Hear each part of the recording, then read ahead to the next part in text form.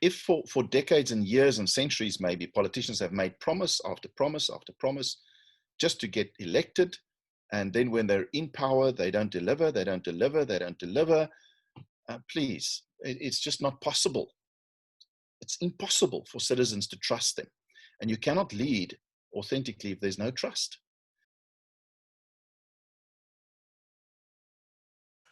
Well, today we have Adriaan Groenewald, and he's a leadership activist and author, and has had many, many dialogues and interviews with many leaders and experts on the subject of leadership. And I'm really happy to see you today, and thanks for your time. And I was so interested. I saw a couple of your videos on your channel, and I thought somebody like you who has had so much insight into this topic,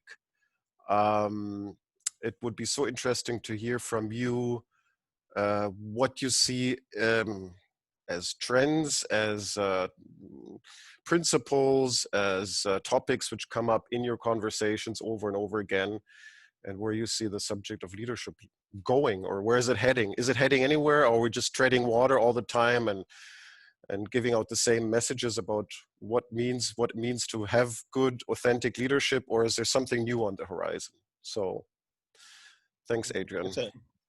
Thank you for giving me the opportunity to reflect. I really appreciate it, Luke. Appreciate it.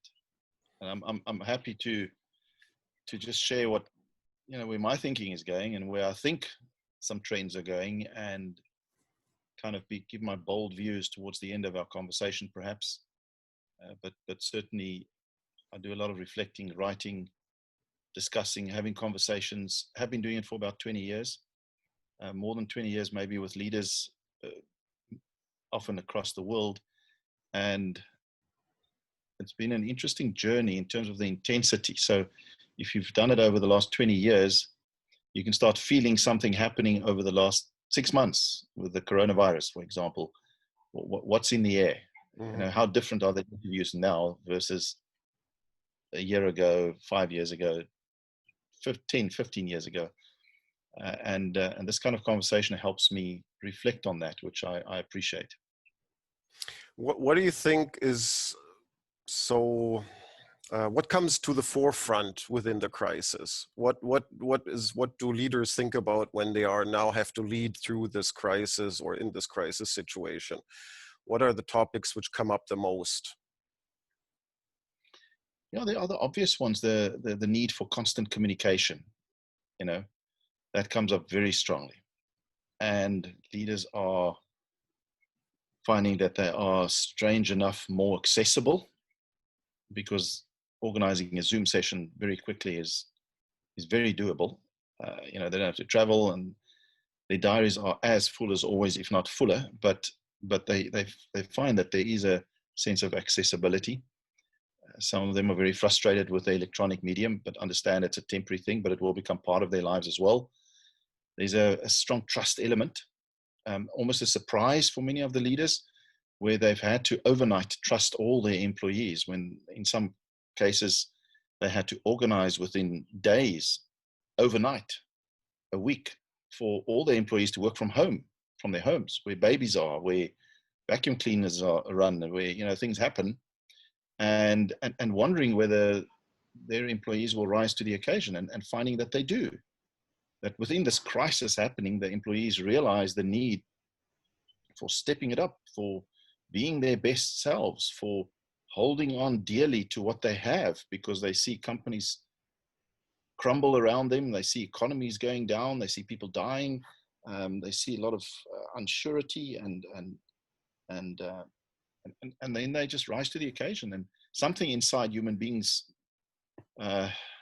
which I call their best selves, surface. So trust, the fact that they've had to, because a lot of leaders just don't trust their people. Politicians certainly don't trust their people sufficiently in most countries, and CEOs of major organizations and small organizations sometimes also don't, and they've been forced to do that, Luke. And people show when you trust them in general. You've got the small percentage who don't, but it's the minority. So that's something that's come up very, very, very key. Another one is personal accountability. So when ultimately I have to self-isolate, I have to self-awake, I have to self-motivate. I have to self-teach my kids. I have to wash my own hands, look after my own health, be responsible. Those things were always important probably, but suddenly it's right here in my home, right here in my home. And therefore I'm more accountable to myself, to my family, to my employees, my boss, my work, my business. That personal accountability, a lot of leaders are not catching on to the fact that, how do I leverage that? The fact that people are feeling more than ever before personally accountable, that they are being trusted forcefully in some cases not, and they are rising to the occasion. How do I leverage that as a leader? Now I can go back to the way we always did it, back to the office where you feel like you have to be there at a certain time and leave at a certain time. In fact, if I leave later, I look like I'm doing more. And I can do play all those little political, egotistical games, or we can get real here. We can get real. I'll do my thing, you do your thing. I'm as important to the business as the business is to me. It's not like you're more important than I am. So there's an incredible authenticity creeping into the system. Not, unfortunately, in my view, political leadership versus citizenry. There I see a bigger divorce, because the political leaders seem to be shown up. They're more visible, and they're showing their weakness. The fact that the political system is driven on ego. It's driven on the opposite of authentic, where I just say what sounds good and what gets me votes. And therefore political leaders, they haven't acquired this authentic muscle, this authentic me, who I really am necessarily. I'm not saying all of them, but collectively speaking.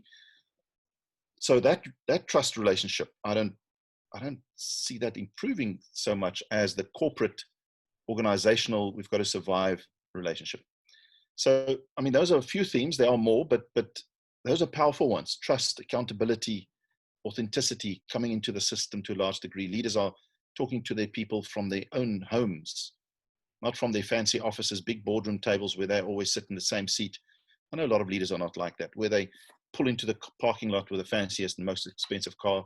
Most leaders are not necessarily doing that, or a lot of leaders are not doing that, but a lot of them are. So they get out of their fancy car, they walk everywhere where everyone can see them. There's a certain aura around your fancy offices. I don't have that now. I'm just accessible. You want to see me? You want to chat? Let's have a Zoom.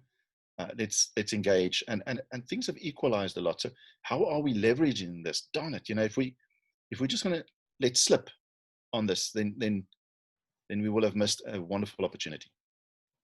That's amazing, since what you're describing seems to be a development across many different kinds of businesses. I mean, you're speaking from a perspective of having talked to many CEOs in many different companies, not just one company where you could say, I observed that in a single company, but you observe that throughout all your conversations with many, many business leaders.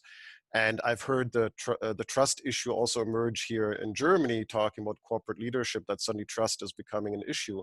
And you're adding on to that personal accountability. So that seems to be very encouraging, that there seems to be a cultural shift. Or would you describe this as a cultural shift, and induced by a crisis and also induced by the technology? And do you think it's here to stay, or do you think it'll go away once the crisis is gone, back to business, back to the old hierarchies and status symbols, and or do you think there will be something learned from this which will change corporate culture in general? Yeah, so as we know, culture is the way things are done around here. It's sort of just a natural, instinctive way that we do things. And I don't think this is culture yet. I think we have a great opportunity to turn a lot of these positive trends into culture. And some companies, organizations already had those elements as culture, and they are surviving this much more effectively and successfully than others. And others are needing to acquire it very quickly, or are strengthening these trends, trust, accountability, and those sort of things. Our challenge is, so let me first say, if we're not consciously going to highlight these emerging trends, then we won't be able to turn it into just corporate, national, international cultures. Okay, we're not going to be able to do that, because the past is so long. We are decades of the past, and that will be a heavy weight. It'll drag us back down. But I think the really sharp leaders, the authentic leaders, the wise ones will catch on. I know that a lot of them are seriously pondering and thinking and counseling and discussing and debating how they can leverage this in all spheres. So we will not be the same. Things will not be the same. A lot of things will change for good and for bad. And I certainly hope that on the leadership front, there will be more authentic leaders emerging because of this crisis. My concern is the political sphere, which has a huge influence on our organizational spheres. I have the big concern of practical fallout from all of this in the corporate environment is big. Retrenchments. The other trend, by the way, is the incredible pressure on the individual. So if you think of that long list from the top of pressures that are coming down, global pressure, health pressure, economic, social, coming down into the national psyche, pushing down into organizational, into family, and eventually it settles on my shoulders as an individual. Is my foundation as a human being strong enough to absorb, handle this incredible pressure that's coming down on me financially, emotionally, spiritually, physically, health-wise? So are leaders going to catch the vision of how do I support Luke, one of the people in my organization, to have a strong foundation, a strong anchor, so that he can ultimately absorb this pressure that lands on me finally, that he can do that? Are leaders cottoning on to that? So back to your question, this culture thing, I'm concerned on the political side, more than corporate and organizational, that those leaders, something is going to become obsolete there. That void, authentic leadership in the political realm. Are you there? I'm still checking the signal. I'm still there. I can hear your audio. Sometimes your video is freezing, but I hear you on the political leadership. Yeah. Here we go. So you were just checking with Zoom, as we know. Yeah, it was somehow there was some video problems. You were just talking about the political leadership, and I find it also interesting that you also look at leadership in the political sphere and talk to a lot of politicians and have a lot of insight there as well. I think some other colleagues who work within leadership sort of shy away from that. They focus on the organizational leadership, but you do both. And you said you see a distinct difference there. You still see within political leadership a strong mistrust towards the citizenry to act responsibly within this crisis. And I assume you mean also that this entails a lot of regulation, a lot of oversight in terms of how does the citizen really behave within this crisis? Is he or she doing the right thing? Can we really trust them to do the right thing? Why is that? Why do you think there is this mistrust? And again, I have to emphasize that you talk to a lot of people, not just one or two politicians, but several, and you observe the whole field. Why do you think is that? Yeah, I have over the years certainly tried to expand my engaging of leaders across sporting coaches, to corporate, to social leaders, social activists out there, and influencers, and also political leaders. And there's definitely, for years now, I would say decades, there's been a mistrust, a huge trust deficit between citizens and politicians. And there are pockets of excellence. And recently I've seen some indications of women leaders running countries and how coronavirus versus men leaders. And of course, one can't make that general assumption or conclusion, but it certainly shows something. But what I would say to you is that distrust, that deficit, is so huge, Luke, and it has been. So it was always going to be the case that in general, politicians will fail in terms of having the trust of their citizens in how they deal with this unprecedented pandemic. Now, in our country, for example, South Africa, our president kicked off very well, and I had great hopes, and I did little polls on Twitter in the beginning stages, middle, and now recently, and it's a huge drop. It's a solid drop, in terms of how he started and his initial assertive reaction, proactive reaction, and people feeling, well, that's wonderful. And then suddenly that just went down, partly because the structures under him are so bureaucratic and so corrupt and so unworthy of being leaders in many cases, that no matter how authentic he may have tried to be, or he may be, it just couldn't result in practical action and movement. And leaders are in the business of movement. So if for decades and years and centuries, maybe politicians have made promise after promise after promise just to get elected, and then when they're in power, they don't deliver, please, it's just not possible. It's impossible for citizens to trust them. And you cannot lead authentically if there's no trust. So we shouldn't be surprised, and it won't get any better unless there's huge shakeups in politics, unless we somehow start voting in leaders that are authentic and real. And a lot of these political leaders have never really gone through leadership training. Now, I'm some kind of proponent of leadership training, less and less so, I'll be honest, and towards the end, I'll share with you my thinking. But, a lot of them have gone through the whole activistic movement of getting to the top somehow.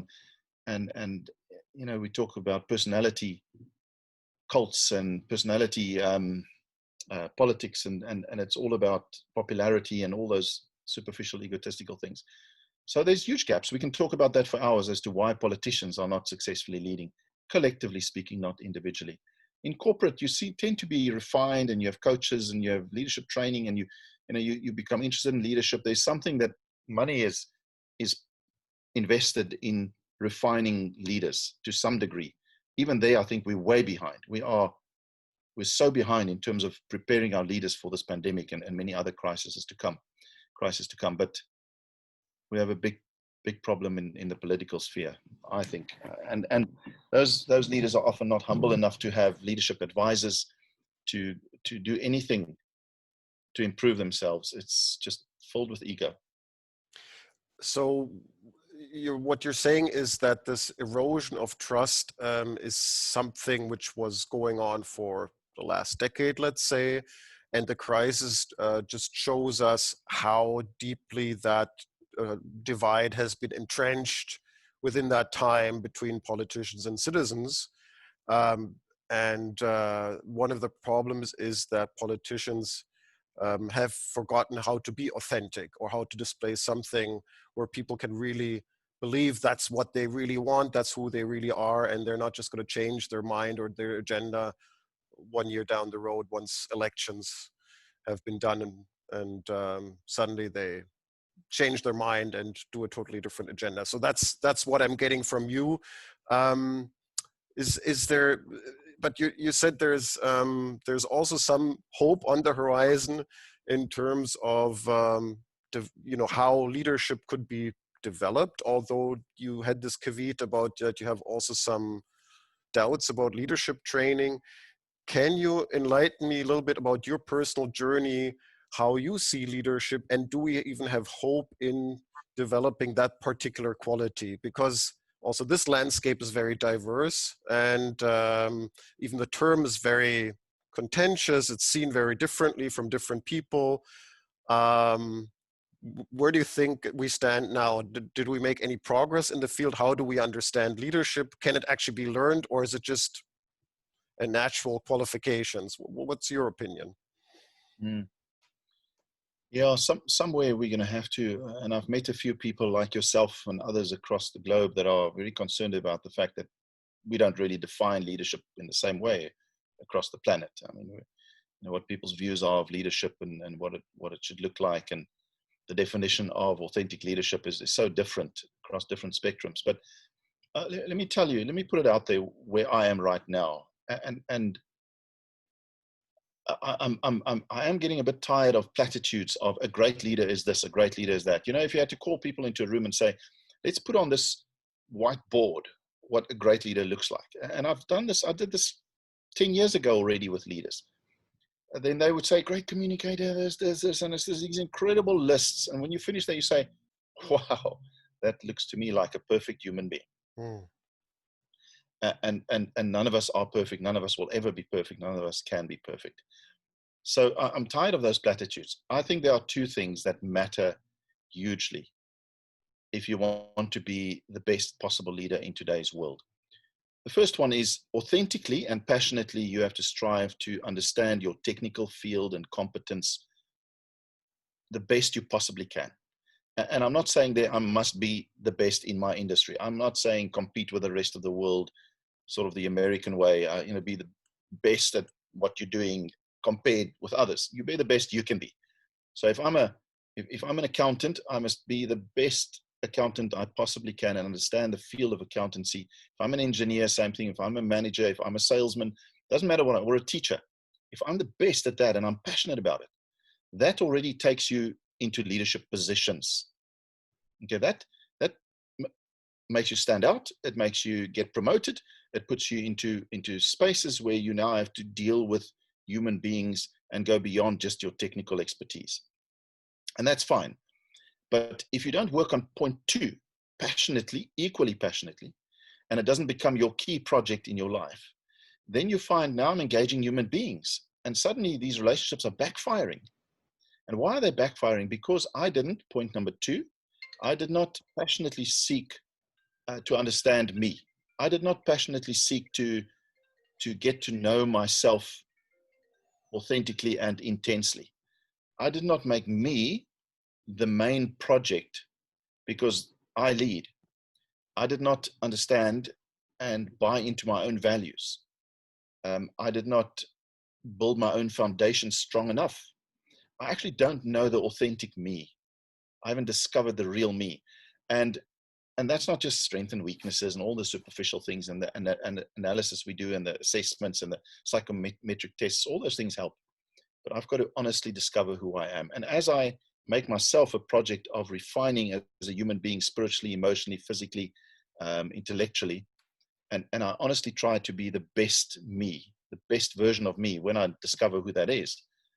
Combine those two. Combine me being my best self with technically being exceptionally competent in what I'm doing, and suddenly you find a very balanced human being who has credibility because of his or her expertise, who is comfortable within his or her own skin, who does not compete with other human beings and realizes they also have great potential. If I can get their best selves to the surface, then they too will stand out and be happy and successful. So we find too many people have depended on the first point, and not the second one. So that's what I'm putting out there. So leadership development, finally, if I can say, there's lots of things you can teach leaders.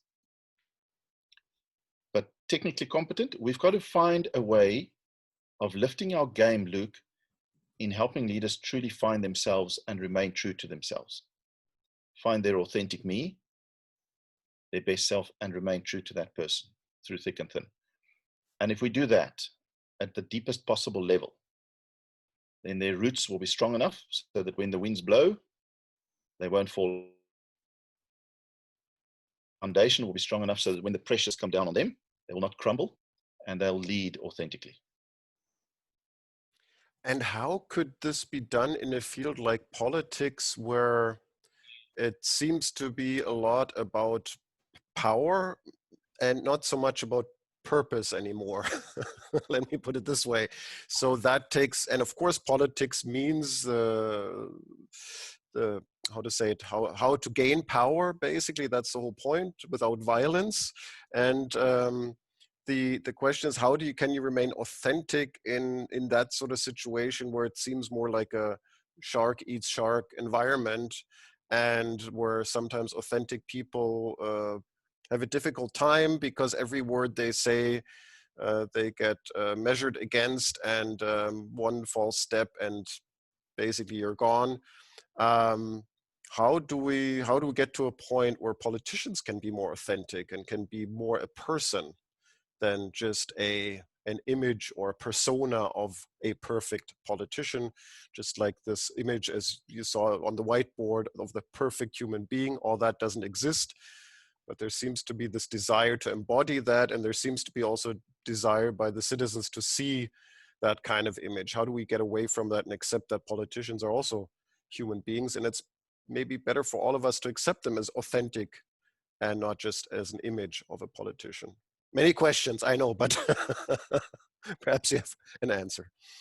Yeah, and there's no real answer. I mean, because the answer remains the same. The answer is, firstly, let me say that I think there are political leaders or leaders who strive to want to be like we're talking about here. Okay, so, but there's something that happens if your anchor isn't strong and it's sunk deep, or your roots aren't deep, deep, deep in terms of who I am and what matters most to me spiritually and values wise and everything else. When you're offered or voted into incredible power, that title of president of country changes you. I can tell you, I can give you 100 reasons why. It absolutely changes you as a human being, because you start feeling you can't trust people around you. Everyone else wants that position. You've got power mongers around you. You've got unauthentic agendas. You've got some around you, and so much corruption and whatever else you want to call it, that it eventually changes you. You stop having a sense of humor. You become more distrusting. It's a difficult place to remain your true self if you aren't already in that position where you know who you are.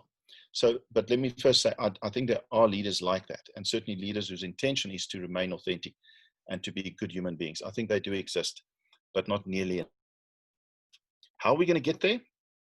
The only way we can get there is to find those individuals that are super passionate about being great at politics, understanding the technical environment of being a great politician, individuals who are humble enough to accept that they have to work hard on themselves, that they have to refine who they are and understand their best selves. So I can't change you, you can't change me if I don't want to. So how do I get leaders, how do I get it to land? How do we get it to land? That if you want to be the greatest leader today, in 2020 onwards, it lies within. It is in there. And it's not on the program that you're going on. And those things can all help me, but it lies in there, look. And if I'm not going to realize that and discover it, then it's never going to happen. I can't force you. I can, if you have a near-death experience or something or some traumatic experience in your life, then maybe you become humble enough to want to change as a human being. Those things happen. But it starts with me. Do I want to change? Do I want to be a better human being? Do I want to be the best possible leader? And here's a logical reason why. You're so visible. Every human being on this planet is a reporter now. People know your thoughts, man. People really know you because you are so visible as a leader. So if you're not super authentic, aligned in your beliefs and your inside versus what you do outside, versus your actions and your visible things that you do, behavior, then you're always going to be caught out. And even if you are super authentic inside, outside, sometimes your behavior is not going to match exactly who you know you are. And if that happens, you're authentic enough to apologize, to correct, to be humble enough to say, I'll change, or I'm sorry. So leaders must realize that, and they are bumping their heads. They are finding out the hard that they're not authentic enough, and that they are being caught out over and over and over. And I'm hoping that somehow creates a collective desire to work harder on discovering the self. And let me just say one more thing. I know I'm talking a lot, but I will look at a senior leader in the eye and say, "Who are you?" And then it's almost, whoa, no one has really asked me that question the way you're asking. And I'll say, okay, who are you really? And then I'll start explain first with the first question, who are you? They'll explain who they are and so on. They'll kind of get where I'm going, and then I'll try and go deeper. And then I'll say, okay, interesting. So tell me, who are you really? What do you mean, who am I really? Who are you spiritually, emotionally, intellectually, physically? Let's go deeper. Very often we haven't been taught in school, we haven't been asked the right questions so that I can discover who I am. haven't. And we're so busy teaching intellectual how to speak different languages and do mathematics and history and geography and all those things in school, that we forget that the most important skill and the most important thing that we need to learn is, who am I? And before I know it, life takes its course. And guess what, Luke? Life is more busy now than ever before. It's going to get busier, more pressure. As I said, from top down, there's going to be more visibility, more information, just a busier world. It's going to suck people in. And if they don't find themselves, they will never find themselves. The world is not going to give it to them on a platter. I think that's a really important message to hear. And what I find so interesting now is that somehow within the world of organizations and organizational leadership, there is this understanding that, yes, this is part of the process. Let's say part of a coaching process or self-development process and all that. Somehow, maybe not with everybody, but once you get into it, you understand it has to do something with me. It's not so much about them, it's more about me. And I have to start understanding myself. I have to start to introspect. It's a little bit what you said in the beginning, that those organizations who start to introspect and start to understand that trust and individual responsibility is now the key to move forward. They might have a chance to stabilize that if they become aware of it, make it conscious, right? And it's the same about the individual development. If you start making that conscious, you can start, standing on it. Now, what's new to me is this thought that this would be also good for political leadership to start looking at themselves as individuals. I'm not in that sphere, and that's why I'd never heard of it, but it seems to be a new kind of thinking about politics and politicians. Do you see already some developments along those lines, or do you see this as a future field where politicians will start to do some self-examination and start to think about authenticity more as they move up the political ladder, let's say it that way? Is this a future field of personal development? So I'm hoping that we will see a trend where that happens more. I'm not too hopeful. I think there will be pockets of excellence where certain leaders will realize they've got to delve deep into themselves. And if they think they've done it, they must do it deeper, I'm afraid. We've all got to go deeper right now, because those roots must be deeper. The winds are blowing harder than ever before. The storms are more fierce than ever before. So our anchor must be stronger. And as I said, the pressure is coming down on the individual shoulders more than ever before. So I've got to have a stronger foundation. So if you think you had strong, all of that, then you have to do more. I almost feel that if politicians don't wake up fast enough, Luke, that society will replace them. And I don't know how. We will find systems and ways and means of leading our societies without politicians. They will become obsolete as we know it. It's happening already. You have people marching on every continent of the planet. People are connected, so they can mobilize. And so political leaders are being wiped out in a way as we speak. Physically, certainly the emotional attachment and the systemic need for them will become obsolete or will be challenged severely. And the only way is for them to honestly go inside and say, I've got to be a real human being. I'm afraid that the system may be so distrusting that even when I'm real and authentic, people don't trust you. They don't trust that when you say, believe me, when I say to you, I'm working on this. And I heard one of the top politicians in our country trying to speak to a news anchor, saying how the ANC has now come with a plan and steps on how to curb corruption. And he wouldn't take it. He wouldn't take it. And I was so impressed, because he said, why on earth would we believe you now? You have been in power for so long. You've done nothing except enrich yourselves. You've this and this, and I'm just going verbatim. And he pushed back, and the guy said, no, now's the time to hold hands and let's trust each other and let's work together. He said, no. You've had your chance. You've had your chance. You've messed it up. You've messed up our country. Now, why would we keep trusting you? Now, that is going to happen more and more. And that politician actually had nothing to say. All he could say is, you're right. I understand where you're coming from, but.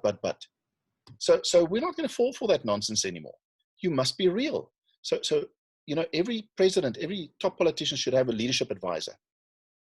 And not the normal coach. I'm not talking about executive coaches. I'm talking about people who will absolutely help that leader understand who they are and have them actually change inside, really change, not act like they've changed. Politicians have become actors. They say what they think people want to hear so that they can get votes, and it's become so part of their genetics that I don't think they know who they are, like some top actors don't know who they are anymore. So before I get too emotional about it, I think the world is going to force politicians to adopt these things we're talking about. Some leaders think when they're at the top, they can stop refining themselves as leaders and as human beings because I've arrived. So now, I'm it. No, you're never it. You will be released. Who are you then? The only leadership positions you're not released from is parent, mother, father. The rest almost we're released from. So don't attach your ego or your self-esteem or your being, who you are, to your title, to your position, ever. Find out who you are, and that's what your anchor is. That's what you hold on to. It's really so interesting that we're having this conversation, because I don't think a lot of people who are working on leadership out there really take the step which you have been taking to look also at political leadership in this way, and also see these consequences and say that is one of the core problems. And why should it even be different in the political field when we talk about leadership? Why do our politicians or leaders in the political field exempt from leadership principles, which of course they aren't? And you're absolutely right to criticize that and to demand that they start working on this and working on themselves. So just because we've already talked about the future, what thoughts do you have about the future when it comes to leadership? Obviously, you're already pointing towards political leadership as one of those future fields where you see something needs to be done there, and you're making an extremely strong case for that. Is there anything else where what you see emerging in the future where you say, either in academia, in education, in technology, in systems and structures? I mean, the field is very broad. You said you've been working in this on several levels in the last 10 years. Where do you think the topic of leadership is heading? What's it going to be like, and what do you see coming out of this? Yeah, I'm hoping, and what I think is going to happen is we'll become more laser precision. We'll become more precise in how we actually develop leaders. In fact, I almost want to say we have to start canning the word leadership development. Okay. If we shook the tree a bit and said, no, let's get rid of some of the words that we keep using and that actually creates barriers to drop. People just tune out when you start talking about leadership development because we don't really believe it's going to make a difference. And billions have been sunk into it, and look where the world is. Billions of dollars are sunk into it every year, and look where the world is.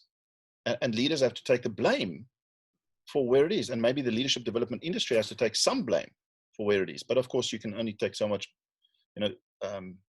So I think, Luke, that in a way we almost have to can leadership development. We have to get to a point where we raise the whole bar of thinking and leading. So our thinking as leaders must be raised, and how we lead and how we see leadership, namely personal development and technical functional development, and bring those two together. We've got to take our thinking and leading to another level. And I would be amiss if I didn't say that's why we very ambitiously, but not nearly as successfully as I want to, launched Think Lead. So it's an app that helps leaders think and lead on a whole new level. And it's just the first rollout. But in the next few years, we want millions of leaders on Think Lead, where we can share thinking, this kind of thinking, where we can share leading, where we can change our habits, because on our Think Lead platform, there's a personal leadership development plan. There's an I lead component. How do I lead from where I stand? There's a we lead component, where we have forums where we talk as organizations, as a society, as teams about leadership and leadership related issues. So there's this we lead forum section. There's a I learn, or we learn section, how do I learn to be a leader? So it's an expansion of leadership content, everything leadership, videos, audios, articles, all of that will migrate towards the platform. We've got global contributors on the platform that we're slowly inviting. So it's the beginning stages, but we created Think Lead so that we can help leaders think and lead on a whole new level and learn how to lead. So if we can raise the leadership conversation, focused leadership conversation by 1% globally, if we can raise the leadership awareness of exactly what matters now, 1%, 3%, collectively, I think we might start gaining momentum in how we lead. I think where it should be going, therefore, that laser of where training should happen, for example, is on the individual, is to absolutely learn to ask the right questions. A lot of my leadership interviews, I did one with Gordana Bernat the other day, Angelique de Toy, happens to be ladies, and a couple of others in Italy, in Sweden, on how do you discover yourself. So a lot of my interviews, although I see myself as someone in the leadership space, is about helping leaders discover themselves and become more authentic. I can't help them become better engineers and better managers necessarily, but maybe we can through conversation. And we're expanding Think Lead to Think Me. So where you join not a leadership ecosystem only, but a Think Me ecosystem where you start discovering me. So those are the trends and the future. We've got to do things differently if we want different results. We can't keep doing it the same.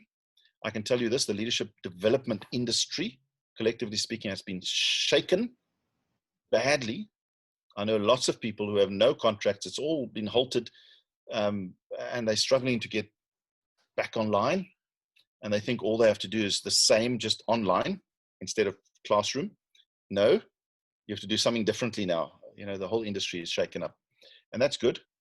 But we are where we are because of bad leadership, and therefore leadership development must lift its game. And I hope some of what I say land, but you know, obviously I don't have all the answers, and these are just some of my opinions, and I continue to search for where this is all going. I would call this also an appeal towards self-discovery, and perhaps to say, and I agree with this perspective that even the term leadership and leadership development has somehow been corrupted in itself, and there is too much baggage in that term, and a lot of people seem also to misunderstand it. They immediately say, oh, that's about power, so no, I don't want to know anything about that if I'm not in this position, right? So there seems to be something even about the term which is slightly, which doesn't seem to serve its actual purpose. And to say Think Me and Think Lead, I think is showing actually, yeah, this is more about a journey of self-discovery, which will serve you and serve the people who you are serving in effect. So somehow we have to, yeah, as you say, even think about new ways of thinking, of communicating, of involving people in that journey of self-discovery, which will help each individual know who they are and what they Look, are if I supposed to can do. say, Yeah, sorry. if I can say maybe as a conclusion is, you know, there's no more new countries like Cortez and all these voyages. There's no more countries to discover. Okay? There's no more, maybe we'll now gaze up in the skies and try and discover planets, sure, if we have the money to even try and do that as a globe, you know, as countries. But that voyage inside. So I think there's huge discovery in every individual because a human being's potential is infinite. I think it extends beyond life, beyond death. Okay, that's a whole new discussion. But there's something infinite inside every human being, and we've been going on these voyages out there, discovering new things and new places and scientific discoveries, biological discoveries, and ecological discoveries, and it's wonderful. And there's probably more to discover, sure. But that voyage inside, let's go on that. Let's start discovering the real, true me. And I think coronavirus pandemic has given us that insight, where we were forced to go quiet, to close down the rest. And lots of people speculated about this. We've been forced to close down industries, countries, borders, everything. We've created boundaries between people, between nations, between provinces, between families. Thank goodness for digital, platforms like this that allowed us to continue functioning to some degree. But as we've been in our own homes, I interview a CEO who's got a big business in Mauritius, and he hasn't seen his family since January because of how all these things have panned out. That's how long, that's 7 months soon, 6-7 months. So he's been on his own, running his business, but discovering himself and being alone a lot. And so there's another clue for us. This incident, this thing has given us a clue that we've got to focus on the individual more. When you train your leaders, forget leadership development, park that. Find the best possible ways. Don't just make it a little module in the beginning of a program of 6 modules.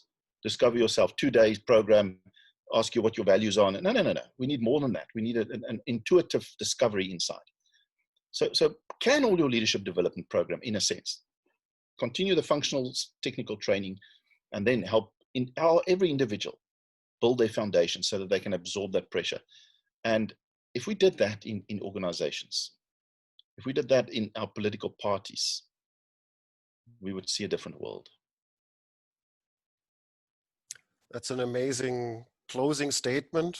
Help every individual on their individual pathway to self-discovery. Thanks a lot, Adriaan, for this wonderful conversation. I hope we meet again, and all the best on your personal journey into the future.